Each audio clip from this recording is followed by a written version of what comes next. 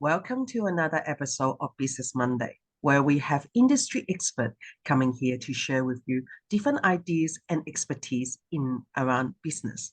Today, I have Mark here. He is a CEO of a multiple company. I have heard his story before. But what we're going to talk about is if you want a small business, do you have the business skill to run it? What planning have you done? And what are you doing with your current business? And what are you preparing to do for your business as well? Because I feel like that even for myself as a business owner, sometimes we do get lost track in running our business. So what better to talking to an expert? Hi, Mark. Thank you so much for coming on to our show today. Thank you, Martha, for inviting me. Please share with us your expertise and your history. So very briefly, I've been a manager since I was 19 years of age. I've been a corporate manager for the last 30 years, so general manager, CEO roles, managing companies, multi-million dollars. The largest one that I managed for somebody else had 3,500 employees, and it was the largest self-funded, not-for-profit labour hire company in Australia. And we turned over $35 million, and I increased our gross sales by myself by $5 million the last year I was there, with no sales team and no marketing budget. So I have a lot of business experience. I don't have a degree, and in fact, I generally don't employ people with degrees because whilst they have good skills, attitudinally, they're not great. So they have this belief system that if they have a degree, they're better than everybody else. Well, I'm sorry, most of the big entrepreneurs in the world do not have degrees. So they have the talent to recognize people that are talented that they need to put around them, but their key to success is they're not threatened by those people. So I've terminated more degree qualified people than I've actually employed. So it's really quite interesting, and I'm qualified to do psychological screening. I've psychologically screened about 4,000 people in that company, and I can now pick traits and personality types, and I'll always engage people based on their attitude, number one, and their eagerness to work within a company, and thirdly, how much they've researched when they come in to do an interview. So every new client that I go and see, that I speak to, always research what they do. And they say, how the hell do you know that? Our own employees don't even know that. Well, because I researched you guys before I came in here. And consequently, I win their business. So roll the clock forward to 6 years ago, I'd moved to the Gold Coast as a result of a breakup. Haven't seen my children for almost 6 years because of my horrible alcoholic ex. And I was sick of making money for other people. And I said, look, I'm just going to go into the mentoring space. I don't like to use the term coach because there's so many people out there call themselves a coach and they have no coaching skills or ability or accreditation. So whilst I have the accreditation, I mentor people in business. So as you correctly said, there's so many people in business these days that are actually great hairdressers, accountants, coaches, mechanics, plumbers, builders, the list, what goes on and on and on, but they don't know how to run a business. And the problem is the federal government should, even though they should put programs in place that actually make people go and attend a 3-month small business course before they're able to register for an ABN. Because unfortunately, everybody in a small business, they're the accountant, they're the bookkeeper, they're the marketer, they're the quality assurance person, their actual trade or their skill or their business that they undertake is only about 40%. The rest of it, the important stuff, the business side of things, is unfortunately what they're not skilled in. And they'll have that friend at the cafe or the friend down the pub that their name's usually somebody or someone, that someone's told them this or someone's told them that. So they don't even do their research on what they actually need to do. You know, the next door neighbor or the friend in the pub's told them, oh, this is what you should do. And they unfortunately don't have the business skills. So I think you might remember Martha and I are involved in a very good networking group together, and I've just actually taken on the Thailand licenseeship for that group to get networking people into our group. And last year in Australia, 82% of all business, not just small business, 82% of all new businesses failed. And that's generally the trend along the years. So 80+% of all new businesses fail because it's nothing to do with their skills, nothing to do with their customer service. They just don't know how to run a business. So my business partners are two of the most brilliant men in the world. So I'm now third owners in a company called STARIUM. We invented the first new precious metal onto the precious metal market in over 100 years. It's been 15 years of research and development, hundreds of thousands of dollars of our own money. I actually lived in my car for 3 months mid last year to pay the company bills so I could keep on going. So I didn't have the money for rent. I had to choose, do I rent or do I keep the company going? And now our company is valued at 2.65 billion US dollars on the precious metal market. And I'm in Paris, have been for the last 4 or 5 days, signing a deal today for 200 million US dollars investment into our company. And then I fly to Malaysia in about 2 weeks, and I'm signing a $1.3 billion deal as well, where I'll be a funds manager. So actually managing this investor's funds into multiple projects and multiple businesses, still under our STARIUM Group banner, but it's not an equity investment as such. It's actually funds managing this person's money who's a politically exposed person from Africa. So yeah, they need to westernize their money, for want of a better term, and they need somebody with business knowledge and good sound financial experience to manage their money. So, and it's quite a task. That project is quite a task. We have to return a minimum of 25% profit. So it's not easy. However, with our business streams that I have multiple clients, the reason that I'm able to do what I do and the reason that I can run multiple businesses at once easily is the big company that I ran in Newcastle, the general manager and the commercial manager that were my mentors when I was younger. They groomed me, they polished, they finished me off. And my general manager and I used to have a fantastic relationship with, our offices were opposite each other, and he'd call me in all the time and I'd say, "What do you want? I'm busy, go away." We had a very good relationship. And he said, "You're 95% perfect." I'm like, "Is that meant to be a compliment? What does that even mean?"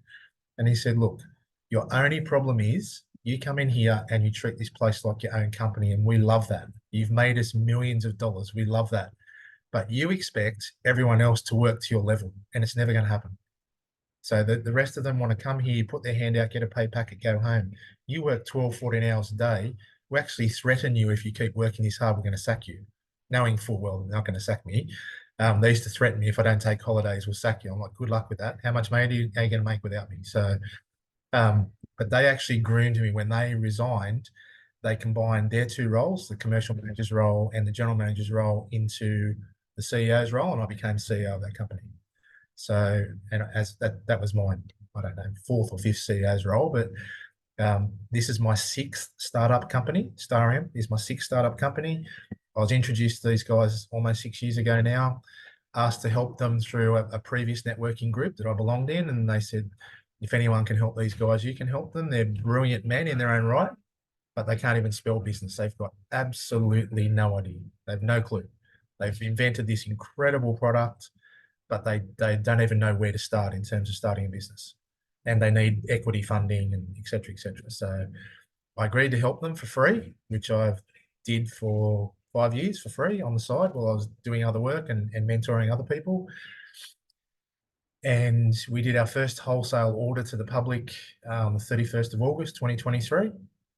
And shortly thereafter, they contacted me and said, "Look, we want to give you a percentage of the company." I'm like, "Okay, that's lovely. Thank you. That's great. How much do you want?" And I said, "Well, that's not a question I can answer. You guys need to reward me based on my value and worth. So I'm not only can't I won't answer that question." And they're like, "Oh, okay." So they rang me back the next morning and said, "You now own a third of the company." So I now own a third of the company worth $2.65 billion. And we have multiple business streams within that company. I have a construction arm, I have a finance arm. I've even got a trailer, a new young fellow in Brisbane that I actually met on the plane coming back from Africa in January this year, from our investor in Africa. And he's from the Congo. He's Congolese, so he's very dark-skinned young fellow, but very intelligent. And we're investing in his business as well. And then I had another project dropped in my lap yesterday that's a multi-million-dollar project in Indonesia. So I have to fly this Thursday to Japan, to the largest jewelry fair in the world in Japan this Thursday, and meet my wife there. And then Malaysia, South Africa, West Africa, and then probably Indonesia. So I I have to have the ability in what I do to spin on a dime and just be able to mobilize and move quickly. But it's my systems, it's my quality assurance in that training that I had from my two mentors in that company. Every single company that I've run since, I have a quality assurance platform in place, and regardless of what the business is, if you follow that platform, it works.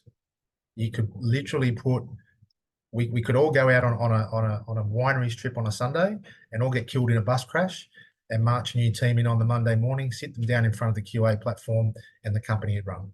So that's the business modeling. If you're serious in business and you want to be successful and you want to expand, you have to go to that extent. You know, that this whole thing, you'll see a lot of people online on socials in particular, oh, you need to have a work-life balance. I'm sorry, that's BS. Okay. If you're a small business owner, you're everything to everybody. You're every single part of that, because you can't afford the accountant, you can't afford the bookkeeper, you can't afford marketing people, you can't afford a quality assurance person. You're it.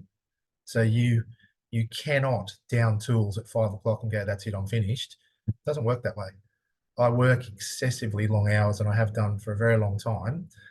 And now I have a beautiful new wife in Thailand. I live in Thailand now, and she used to run her uncle's company with 50,000 employees. Very smart girl, very, very smart.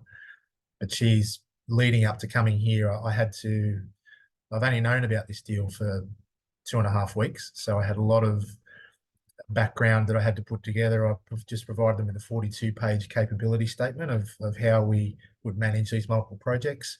But I was able to pull that together quickly because I had my quality assurance platform in place. So I could just go and grab all the information I needed. It's all there. I don't have to reinvent the wheel. I don't have to go creating documents. It's all there. And it's all in the cloud. So for anybody in business that has stuff stored in folders or on their desk or on a shelf, guess what? You can't access that if you're external. I can be at a meeting with yourself, Martha, in person at a Be Connected meeting, and somebody says, oh, I need to see this document from you. And even while the meeting's going on, I can go into my drive, share it via email, WhatsApp, Line, which is a big thing in Asia, any sort of messenger, anything they want, I can do it in 5 seconds. So once you get your business to that level, it then becomes less of a chore. Okay. It becomes time for you to then actually focus on running your business. All right. If you can't put, and I hear so many comments, and Martha, you've heard this as well on our online meetings for Be Connected, where people say, I don't have time, I don't have time, I don't have time. If you don't have time, you have a hobby, you don't have a business. All right. If you can't put time aside every week to sit down and schedule your marketing, to work out where you need to go next, to be reviewing your business plans every 3 months, okay? Because your business, now I'll use you as an example, Martha. You came into your group and you had 4,000 members. In a very short period of time, you have 18,000 members. That's exceptional, okay? Not a lot of people have the ability to do that so quickly. So that's an incredible skill. But you actually have had to put the hard yards in to do that. That didn't happen in 5 seconds. And that didn't happen by you saying, you know what, I'm just not going to do my work this week. I'm sorry, it's just not possible. You have to actually engage. You have to, regardless of your own personal belief system. I hear so many, again, I hear so many people in our network say, oh, I don't believe in social media. Guess what? I don't care. 99.99999% of the world believes in social media. So whether you like it as a business owner or not, if you're not engaging with it, your competitors are. Okay, your competitors are engaging with it 1,000,000%, and they're making money out of it, and you're not. So do you have to be an expert in social media? Absolutely not. Do you have to go to a person that guarantees you 17 million leads, which, by the way, is a physical impossibility? Absolutely not. You need to speak to somebody that has my level of knowledge. I was trained by the first Australian man that ever worked directly for Facebook and Twitter as a manager in America. He used to be a trainee of mine. He came back to Australia and ran a course when Facebook first came out for the Department of State and Regional Development. And now he's off on the speaking circuit. He speaks about his PTSD and trauma, and he's a motivational speaker. he doesn't do socials anymore. So I've kind of surpassed his skill levels, and I've gotten STARIUM to a $2.65 billion company with only 2 paid ads over 5 years. It's just, if you do it properly, if you do it correctly, again, if you have all of your ducks in a row and you're posting across multiple platforms at once, that takes me 10 minutes because I've bought some expensive software that allows me to do that, or you engage with somebody like me that can do that, then it makes it so much easier for you, because anyone who says they're everything to everybody, that's an expert in finance, expert in marketing, that's expert in quality assurance, sorry, you're not. You're just not. So you might think you are, but you're not. So the people that are really successful, men or women around the world, all the top level entrepreneurs, they are all that successful. And I've become that successful because I've recognized that I don't know everything. Okay. Even though I know a lot, I don't know everything. So I surround myself with the experts that I need. And then I just pull the puppet strings. Okay. I need you to do this. I need you to do that. But their secret, their key is they're not threatened by surrounding themselves with people that are more intelligent than them, more qualified than them, more experienced than them, because they're the ideas person. They're the one, they're the glue. They're the one that makes it all work. So Richard Branson is a prime example. He's just a brilliant man, incredible person. The way he looks after his employees, just amazing. But he knows he's not the smartest person in the room. He surrounds himself with people way smarter than him, but he's not threatened by that. For all your people in your group, I'm a big believer in doing. I don't have time to sit down and read books, but I listen to a lot of audio books. So there's a fellow called Tim S. Grover.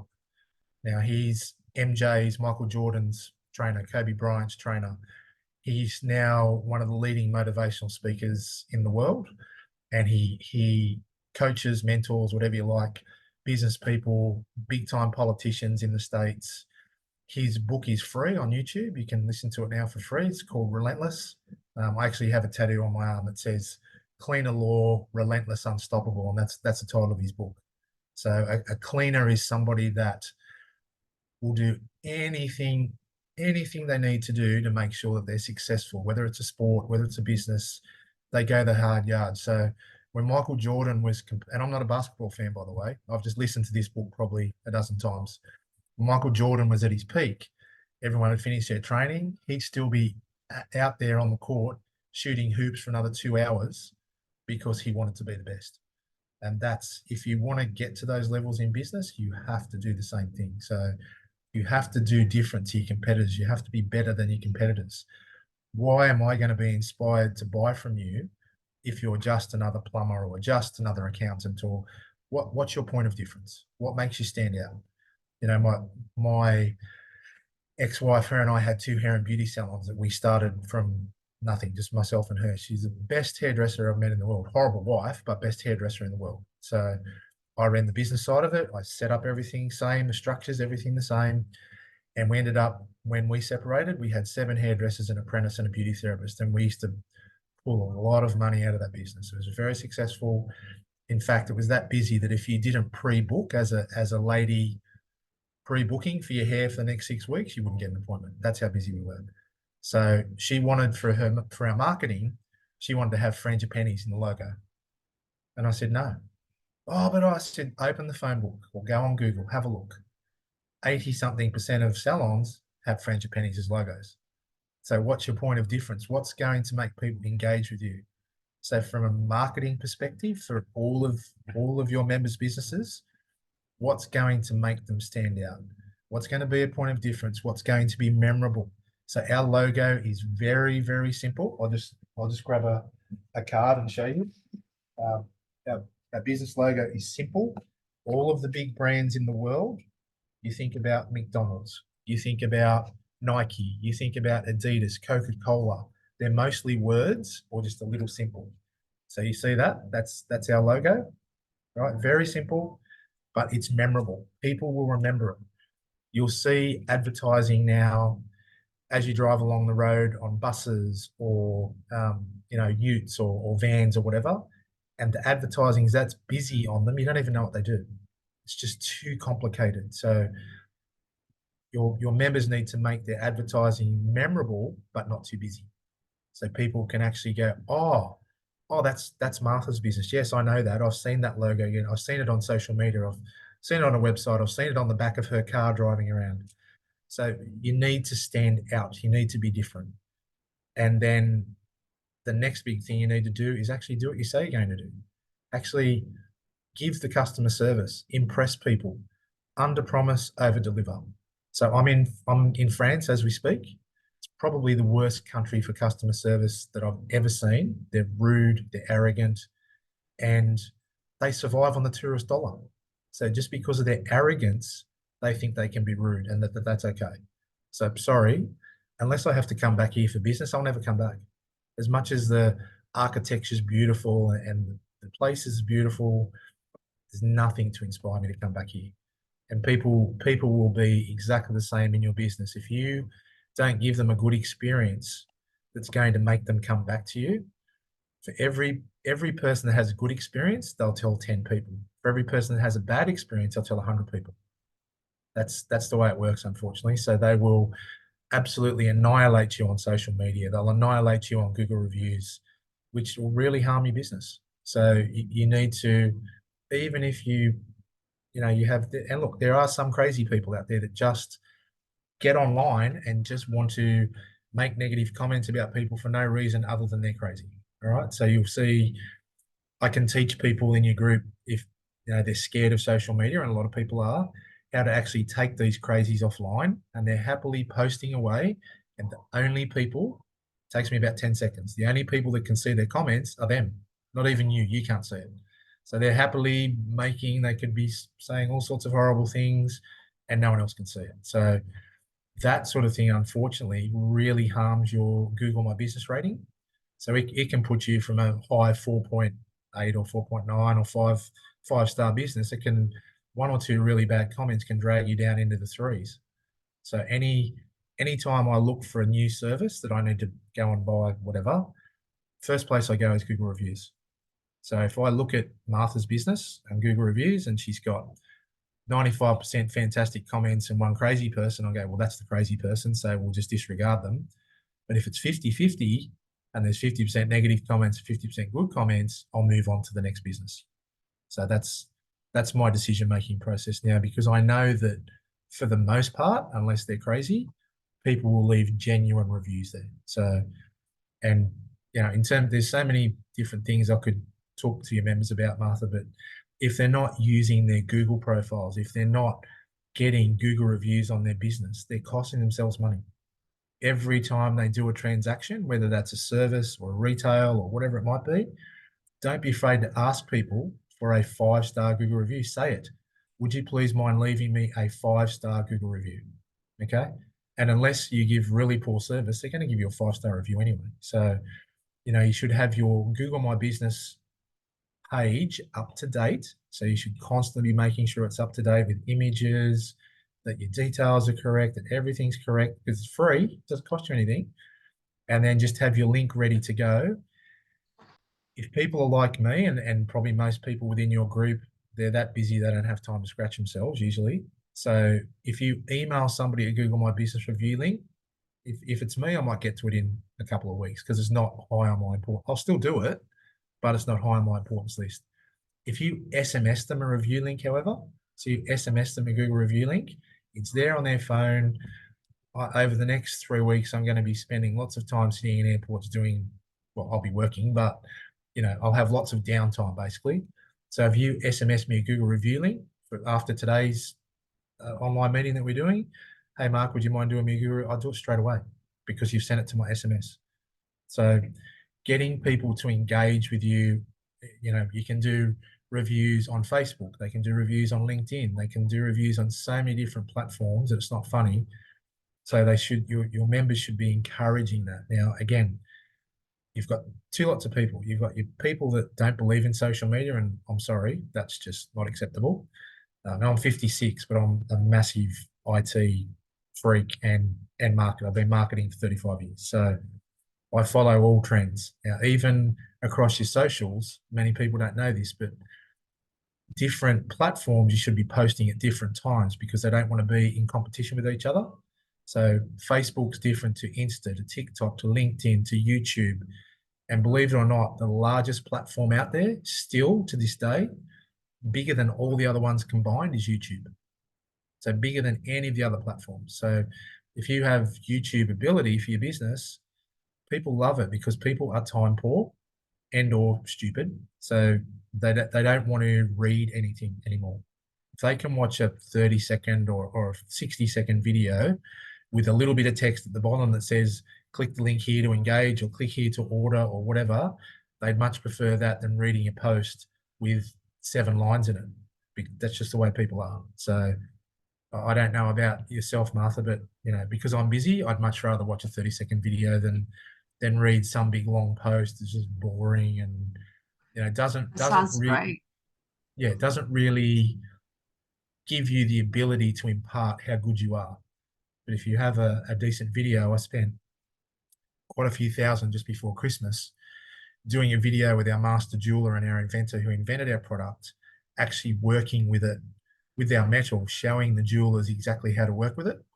So it's similar to palladium. It works similar to palladium because our metal's palladium based, as well as meteorite from outer space. So it's an incredible metal, but it's the easiest as a jeweler. It's the easiest metal to work with. But this was just to educate them, to show them, hey, this is how you work with the metal.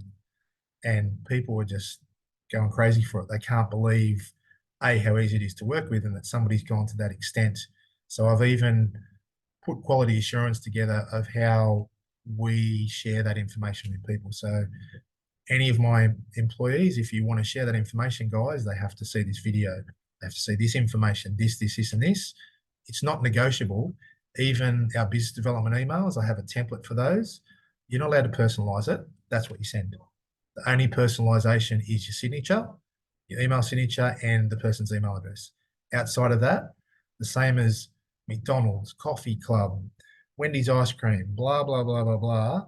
They send the same information time in, time out, every single time, all around the world. You go anywhere in the world, doesn't matter what nation you're in, everybody knows those golden arches from McDonald's, everybody. So their marketing platform is exactly the same the world over. So if you're, as a business owner, if you're sending out information, it should be the same, time in, time out, because people then engage with it. They might not see your posts on socials the first time around. They might just glance at it and not engage with it, but then you do it again in 3 days, a week, whatever, and they see it again. They go, I saw that, Martha, the other day. Oh, okay, I should take another look at that. Okay, so it's that repetition. It's like subliminal advertising, and that's what all the big companies, your Coca-Colas, your Maccas, your KFC, Nike, that's what they all do. It's all just get into your head stuff. But I it's I hear sorry, you. go I on. hear you on it. No. I hear you on it. It's actually amazing because you have given us so much nugget. What you're doing, your of the marketing strategy, also getting noticed, being able to actually be seen. Because it is Mm, so correct that if you're not being seen doing your business, no yes, one knows what you're doing. I often correct. say it in a way that is like, do you sell a fish or a pen? I don't know Yeah, what you're selling, and I can't exactly. purchase one. So that's some very golden nuggets that you can give to Yes, us today, yes. Mark. So for our audience and our listeners, please tell us how do we reach you? So you can probably the best way is via email or via my LinkedIn page. So Mhm. either it's just info@starium.com.au. It's easy. So STARIUM for Mary.com.au, or just via my LinkedIn page, which is Mark Symes. But you'll see the Starium logo and the website there proudly up front. They can engage that way. Now, why do I still mentor people? Why am I still involved in a networking group if we're this successful? Because I now have the ability to actually give back and help people. So it's why I do what I do. I've managed 2 RTOs, one group training organization. I'm a qualified trainer. I like teaching and helping. So that's why I do what I do. So it's just, for all the people that are in our community, in our Be Connected community, my corporate rates to mentor people or teach people is $315 an hour. There's no small business owners that can afford that. Yeah. I discount it for medium organizations, 200, for other people, $100 an hour, but I even do it for Be Connected members even cheaper than that. Why? For two reasons. Again, one, if they're startups, they can't afford it. But two, and most importantly, I made a mistake when I moved to the Gold Coast, and I helped so many people for free that it almost sent me broke, right? Because even though I'm 6 foot, I'm 120 kilos, I'm covered in tattoos, and I ride big motorbikes, right? I'm a big softie, so I just want to help people, okay? But it almost sent me broke. So if you do stuff for free, and this is advice for your members, if you're doing a lot of things for free, you're actually devaluing your service in what you do. Yes. You're not giving it credibility and value. So Yes. as long as people are engaging with me, I've got 4 people that I'm coaching within our Be Connected network that are paying me very minimal amount of money. But if they pay money, they actually engage. They actually do what I need them to do. So if I've sacked as many people that I mentor as clients that I keep, because the second I hear out of their mouth, I'm too busy, or look, I can't do that because I'm going to a luncheon or to the races. So I don't have time for that. If you don't want to engage in your business, then I'm not going to engage in your business. It's that I simple. hear you. I hear you. I hear you. People are Because entitled to, sorry, go on. Go ahead. no, go on. No. Now, people are entitled to a social life, of course, all right? Mm, mm, But when I hear business owners, particularly on the Gold Coast, which is terrible, oh, I can't afford you. Well, it's really because I'm doing it really cheap. I can't say, well, you can't afford me, but you can afford to go to lunch every day and drinks, and you can afford $600 a ticket to go see Paul McCartney, but you can't invest in your business. Sorry, I'm out of here. yeah. I'm not interested. So if they're not putting that level of importance on their business, they don't have a business, they have a hobby. They don't have a Yes. business. I So, love it. yeah. And if people want to have a hobby, that's great. No problem. But don't expect me to help you because I'm not interested. It's just Yep. not, I'm not going to put my energy and my 35 years of experience into somebody that A, basically knows everything already anyway. So they already know. So you can't help them. And B, they don't have time. So what's the point? So yeah, there's so many things I could help your members with, and I'm happy to offer to them the same sort of discounted rate that I do for Be Connected members. So I've been doing for those guys, and I'm helping $100 a week. So up to a few hours a week to do that for them, but there's an agreement between us that they Yes. actually do the homework that I need them to do. Right. Yes. So if they engage, I need them to do certain things, and they need to do it. And if Yes. it's why not, they become like my employer. Well, why haven't you done it? Yeah. Oh, sorry, no, it's Yeah. not an excuse. Get it done. Do you want to make money, or are Yes. you allergic? Are you allergic to money? If you're Yes. allergic to money, you've got a hobby. You don't have a Yeah. business. I So agree with you. even things, and I know you have to go shortly, but even things like their websites. Okay, when I log on to a website and I'm looking to engage with somebody, and I have to scroll all the way to the bottom till I find the little word contact in minute print, to click on that, and then to only get a web form document to Uh, actually send somebody an in email, so I can't even track it through my inbox. uh, I don't care if their stuff's free, I won't deal with them. Okay. Because the more difficult you make it for people to engage, the more difficult you make it for them to give you money. yes, that's It's true. so if you log on to our STARIUM website, you'll see the contact Yeah. straight away. So Mm. it needs to come up basically and slap you Uh, across the face as soon as someone lands on your website. And that's a then good tip. when it resizes for mobile, you need to have your number there on your mobile, because most people look from their mobiles with the number that's actually active, and they can press it then and there and connect with you. If you don't like taking phone calls, I'm sorry, I don't care. Half the world wants to speak to you.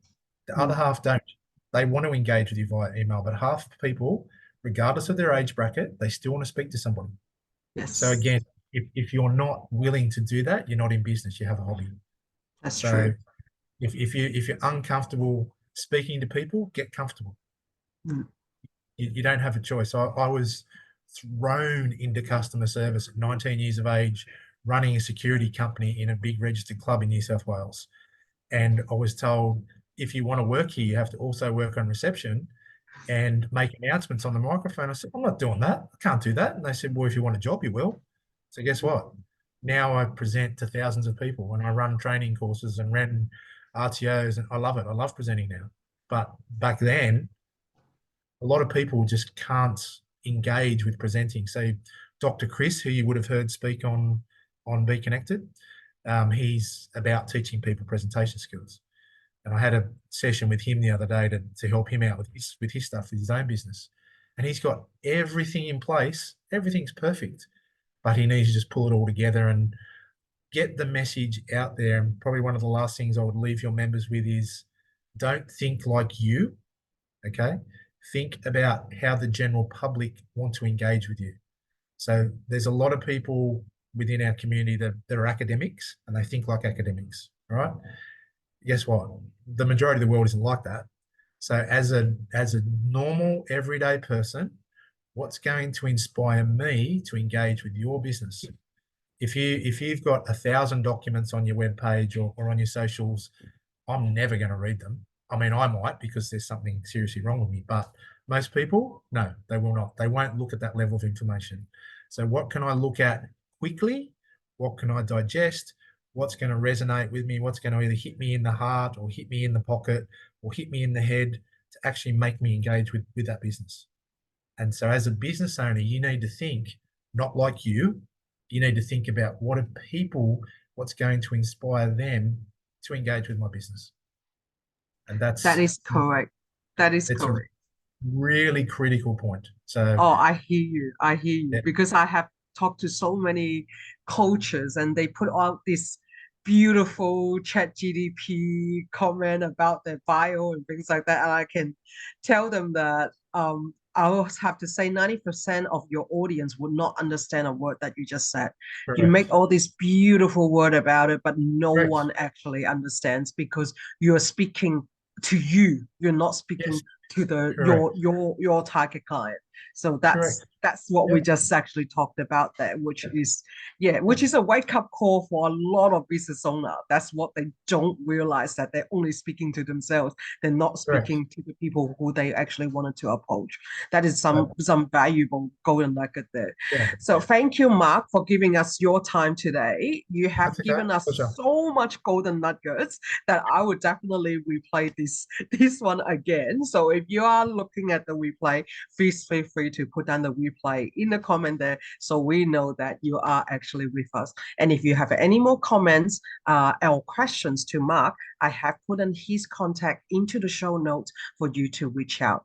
And once again, thank you, Mark, for giving us all those amazing golden nuggets, those bundle Pleasure. truth that business Pleasure. owner needs to listen to. And that's Yes, what Business Monday is about. It's about giving you all the business advice that you need. So it's not the fairy cloud that you have here, all those gurus try to sell you, but the bundle truth of what a business actually yeah. needs. Thank you once again, Mark, for being with us. Probably one comment, just one more Mm, little comment, Martha. So even though your group is essentially a ladies group, right? They have to again recognize that the people that are spending money aren't just females. Okay, so yes, they need to speak to males and females. So even yes, though they might be own a ladies lingerie store, guess what? yeah. The husbands are coming in and buying the lingerie. So Yes. you need to speak to everybody, and I that's like that. the way it is. Yeah, I love that. I love that. Yeah, like it's a sale is a sale. Doesn't matter where they come correct. from. It is a sale. That's just how Yeah, business works. their money's green. It doesn't matter if they're male, female, bisexual, whatever they are. It doesn't matter. Mm, Their money's still green. I agree. I agree. That is the difference of a business owner's mind compared to someone who does a hobby or a charity. That's Correct. actually completely different. So thank you once again, Mark, for being with us. Thank you to our listener and our audience for joining us once again on Business Monday. I look forward to seeing you next week. Thank you, Martha.